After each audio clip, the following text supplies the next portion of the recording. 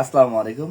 আজ আমি নিয়ে আসলাম আমার চাসনাপুর উস্তা বা করলা, যে যেটাই বলুন। হুম, অসাধারণ অসাধারণ। নিয়ে আসলাম রাখি আপার মরিচ।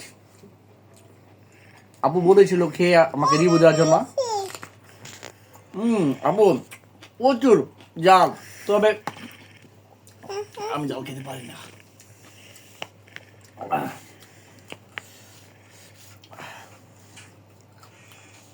এটা মরিচের চাটনি বা আচার বলতে পারেন, বা সসও বলতে পারেন। ঢেঁড়স, কাঁচা ঢেঁড়স। শীতের সবচেয়ে পছন্দ মোলা। এটা আমি কাঁচাই খাই, তবে আমার ওয়াইফ এটা আমাকে সিদ্ধ করে দিয়েছে, দেখি কেমন লাগে।